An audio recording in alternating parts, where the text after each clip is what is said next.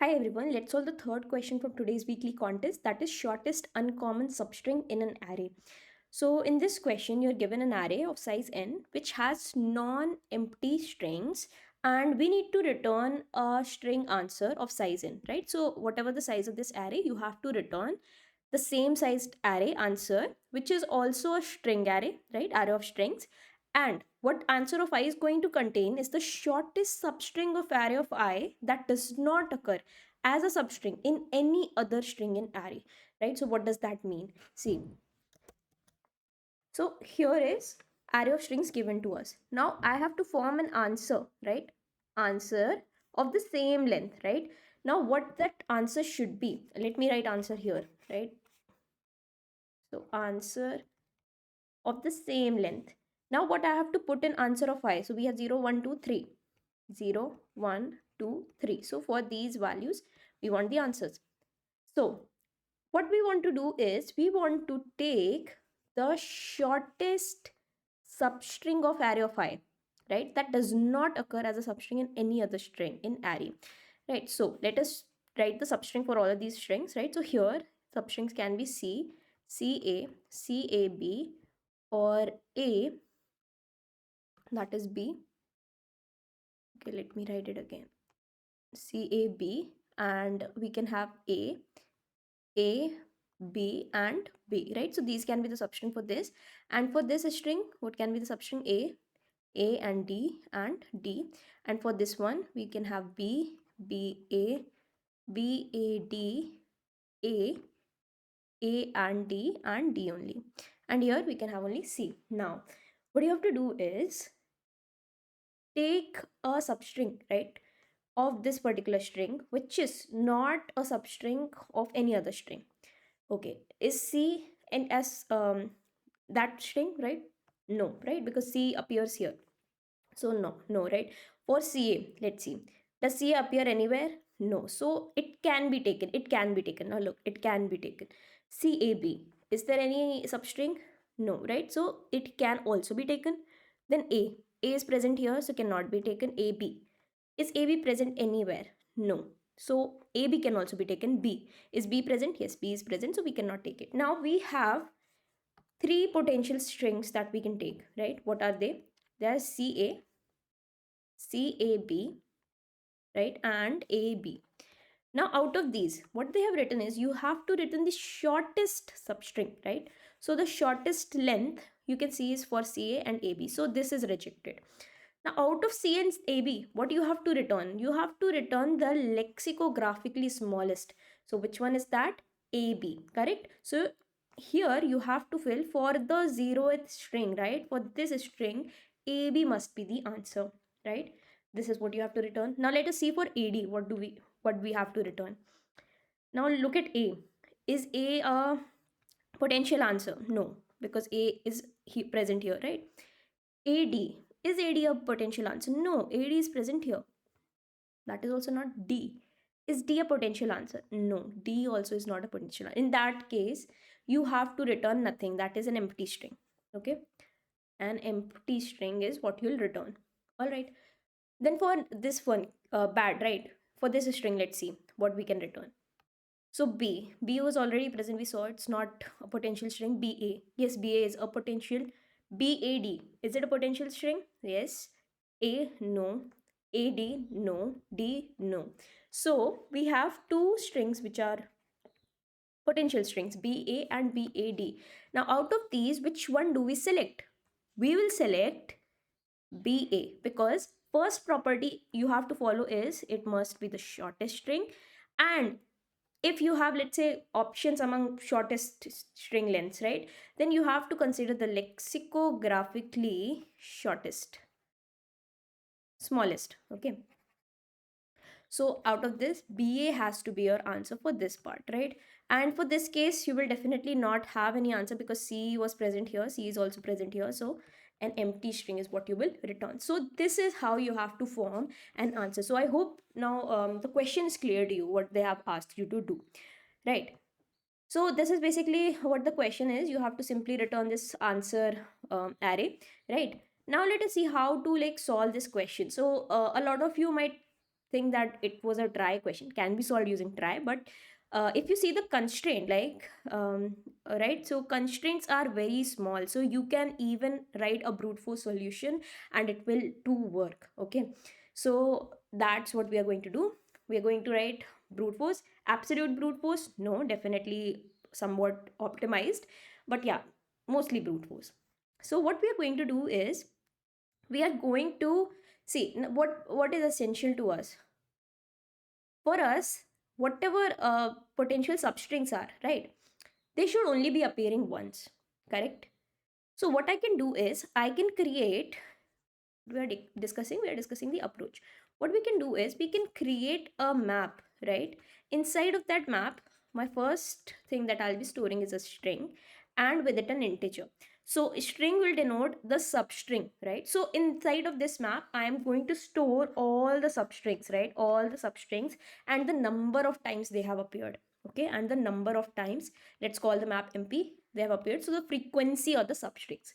Now a valid or a potential substring, right, to be considered in my answer array is going to be that substring which has a frequency of 1 only, right? Now how am I going to determine that? Now look, what can happen is, let's say this is CAB, let's say we have something like AB, right? In this case, when I'll try to put this string inside the map, it's substrings, right? So you can see that AB will come twice from the same string, right? So to fix that, we can declare a set so of this particular string. So for every string inside of the map, we'll store the unique strings, right? So for among this, right, this is the best case, right? So among these strings, right, A can appear once, A can also come from this, right? So A can appear two times, right? A as a substring, and it is coming from this string only, right?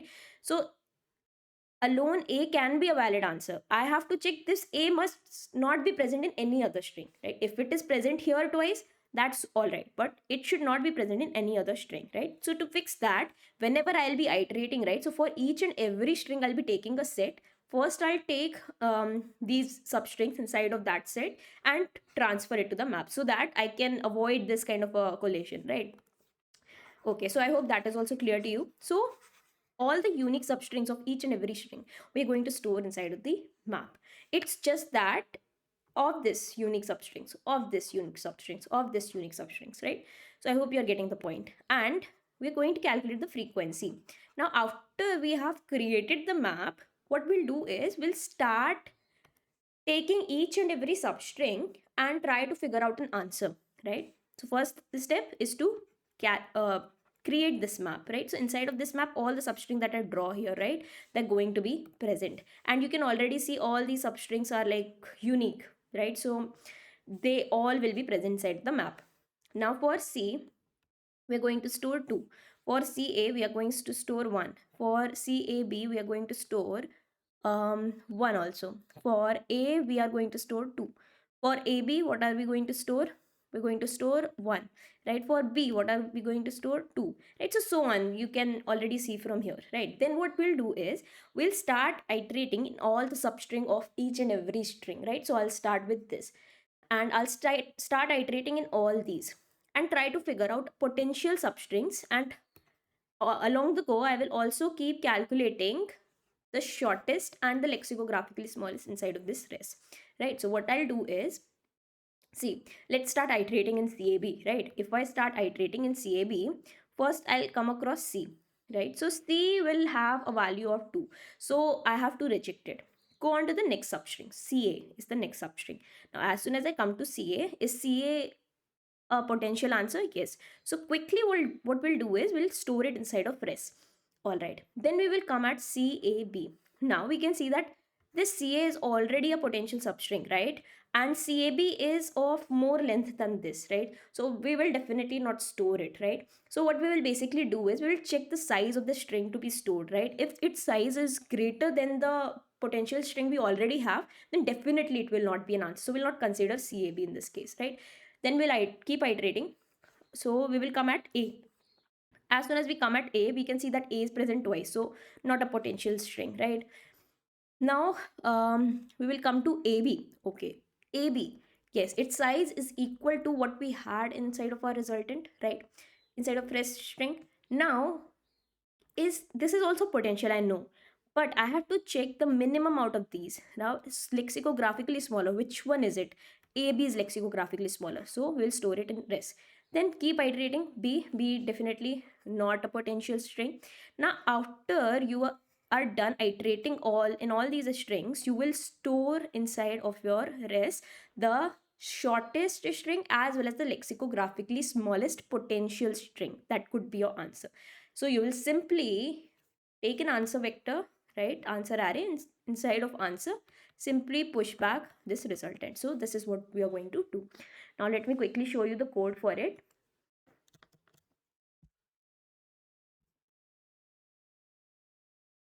Okay.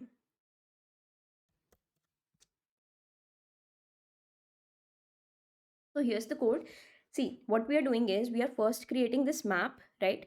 And inside of this map, we are going to store all the substrings, right?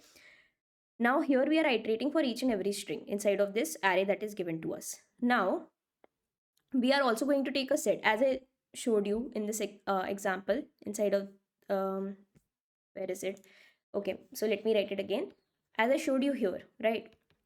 See, what we have to check is that a particular substring of this string, right? It must not be present in any other string, right? But it can be present here, right? It's still, it will be a valid answer because it's present here. So if I take, let's say AB, so here AB can be from this part or this part, right? Both are substrings, and if I'll store both inside the map, so the very way that I am trying to check potential strings, that is just checking if the frequency is 1, then that will not be valid. So I will automatically reject this, right? So for that, to fix that, right, I'm taking a set. So of a particular string, we are going to store the unique substrings, right?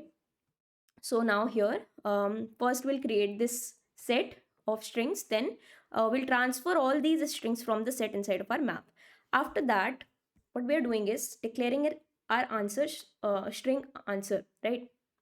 Sorry, vector of string answer. Then what we are doing is we are iterating. So this is completely brute force. What we are doing is for each and every substring of each and every string, we are going to form this resultant string, right? So first we are iterating in all the strings, then we are choosing the first string, right? Each and every string. So what we are doing is we are iterating for each and every string, right? And trying to figure out the resultant that we have to put inside of our answer. Right now we'll start iterating. So here we are considering all the substrings. So how can we consider?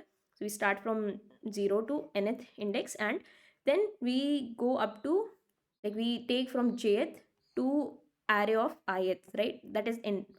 So basically what we are doing is, see, how do we go about each and every substring? How do we know, right? So from 0 to n we iterate, and from for I, for j is equal to I to n, we iterate, right? So see, when I is here, we'll take from ith index up to this and this. Then if my I is here, take up to this and up to this, then this, right? So this is how we are iterating. And then see, we have already taken this temp. So this temp is basically that substring that we are considering, right? So it simply represents this. So each and every iteration, C is inside of the temp, CA is inside of the temp, CAB is inside of the temp, and rest is going to calculate the shortest one and lexicographically smallest one, right? So here we will consider this temp, and we will check, is it a potential substring? Yes, it is a potential substring if its frequency is 1, right? Now we will check if inside of resultant we don't have any string, right? We have to simply put it inside of our resultant, right? The temp string that we have formed. Otherwise, what you have to do is, because you want to consider the shortest substring, right? So you have to check the sizes, right? So you can see the size, the temp dot size, if it is less than, right? So the current string size, if it is less than rest dot size, only then replace the rest with the current substring. Otherwise, if their size is the same, then you have to consider the lexicographically small. So take the minimum out of rest and temp. And after this whole iteration, for a particular string, you have considered all substrings and also formed a resultant, right? So simply push back that resultant inside of your answer and return answer. So that is it. That is how you have to basically solve this question.